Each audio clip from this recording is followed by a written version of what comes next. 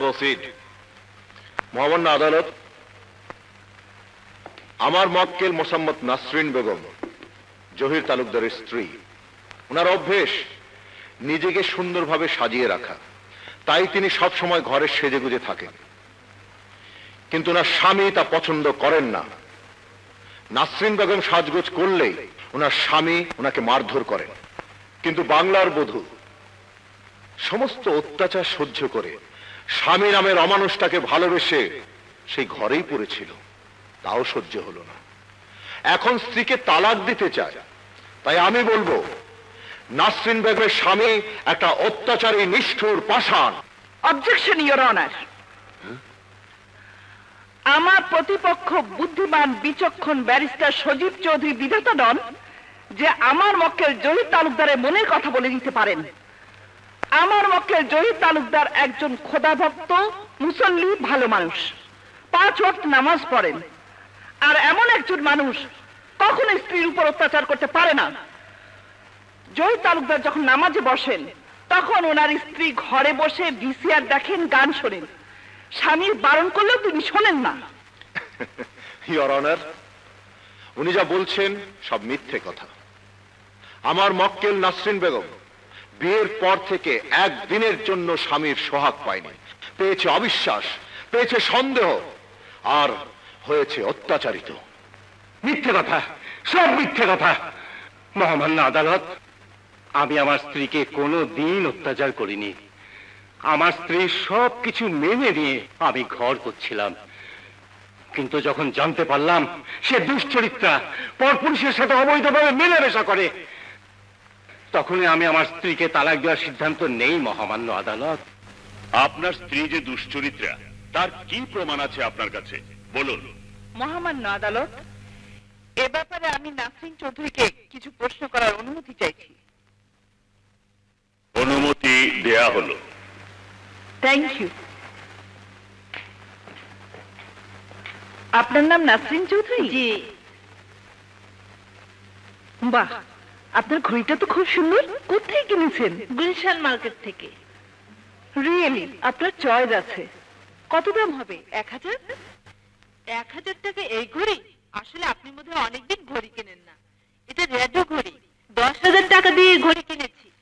ও তাই বলুন। বাবার টাকা দিয়ে কিনলে সবাই দামি জিনিস কিনতে পারে। বাবার টাকা কেন হবে? বাবার কাছ থেকে আমি 1 টাকাও নেই না।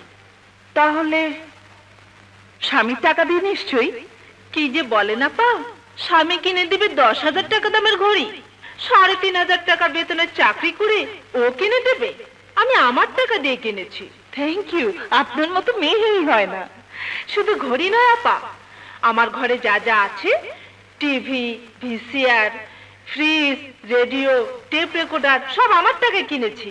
আপনার টাকা আসে কোত্থেকে? আমার বড়লোক বন্ধুরা। থামলেন কেন, বলুন। আপনার বড়লোক বন্ধুরা? না মানে মানে মানে না আপা, মানে মানে সত্যি কথাটাই আপনি বলে ফেলেছেন। আজ আপনার কথা প্রমাণ হলো। আপনি পরপুরুষের কাছ থেকে টাকা নেন, বিনিময়ে আপনি ওদের সাথে নোংরা ভাবে মেলামেশা করেন। অবজেকশন ইওর অনার, আমার মক্কেলকে হেয় প্রতিপন্ন করার চেষ্টা করা হচ্ছে। Objection overrule. মহামান্য আদালত, যে স্ত্রী ঘরের কাজকর্ম রেখে হোটেল রেস্তোরাঁ আড্ডা মারে, যে স্ত্রী পরপুরুষের সাথে নোংরা ভাবে মেলামেশা করে, সেই স্ত্রীকে নিয়ে কোনো আত্মসম্মান সচেতন স্বামী ঘর করতে পারে না। তাই আমার মক্কেল বিবাহ বিচ্ছেদ চেয়েছেন। মহামান্য আদালতের কাছে আমার অনুরোধ, এদের বিবাহ বিচ্ছেদ কার্যকর করার সপক্ষে রায় দেওয়া হোক। That's all your honour.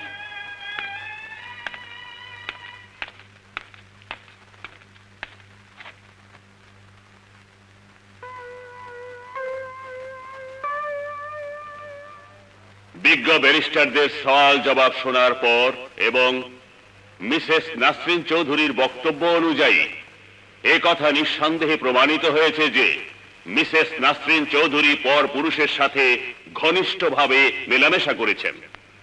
তাই তার স্বামী মিস্টার জহির তালুকদারের বিবাহ বিচ্ছেদ এই আদালত মঞ্জুর করছে।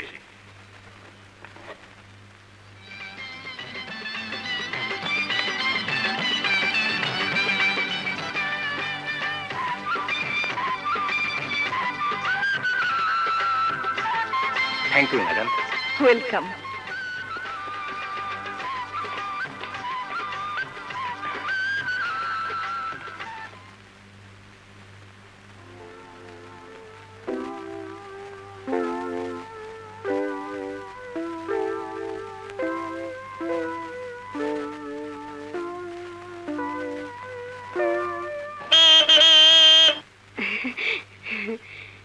আব্বু এসেছে।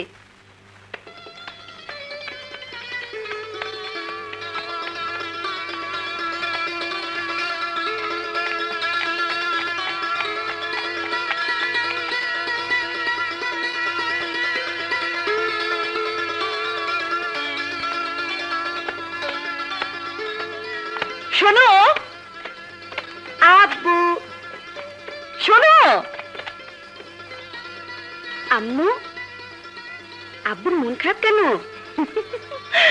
আজ আমার সাথে ঝগড়া করে তোমার আব্বু হেরেই গেছে, তাই মন খারাপ। যাও, তোমার আব্বুর রাগ ভাঙাও গে, যাও। যাচ্ছি।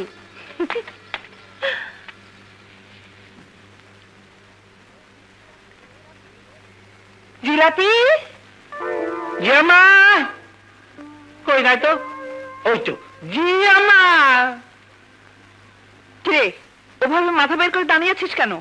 ও আয়া বসি কত বাইর কইরা জিলাপি না খাইয়া বলেন সাবেরে কি দিব বাইরা? আম জাম কাঁঠাল লিচু ডাব গা পেয়ারা জাম্বুরা স্বামী গো স্ত্রী গো, বলেন কোনটা দিমু? ওসব কিচ্ছু লাগবে না, সাহেবের জন্য চা নিয়ে বসো। শাহানা, একটা কথা বলি। বলো। আল্লাহর রহমতে আমাদের তো কোনো কিছুর অভাব নেই, তাই বলছিলাম তুমি কোর্টে যাও, ছেড়ে দাও। কেন? আমি স্পষ্ট দেখতে পাচ্ছি ওসব কোর্টের ব্যাপার নিয়ে একদিন না একদিন আমাদের মধ্যে ভীষণ ঝগড়া হয়ে যাবে, তাতে সংসারের অশান্তি বাড়বে।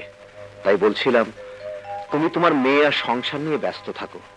আমি কাজ শেষ করে ঘরে ফিরলে তুমি আমাকে তোমার আদর যত্ন দিয়ে সুখী করবে, আর এটাই তো বাংলার বধূর ধর্ম। তাই বলছি তুমি ওকালতি ছেড়ে দাও। তোমার কাছে তোমার স্বামীর একমাত্র অনুরোধ। তোমার আদেশ আমার মাথার মনি, আমি আর কোর্টে যাব না। কিন্তু একটা কথা, যদি আমার কোনোদিন কোর্টে যাবার প্রয়োজন হয় সেদিন তুমি আমাকে বাধা দিতে পারবে না। বেশ, বাধা দেব না। ও হ্যাঁ, আমরা কক্সবাজার কবে যাচ্ছি? কাল একটা কেস আছে, কেসটা শেষ করে চলে যাব।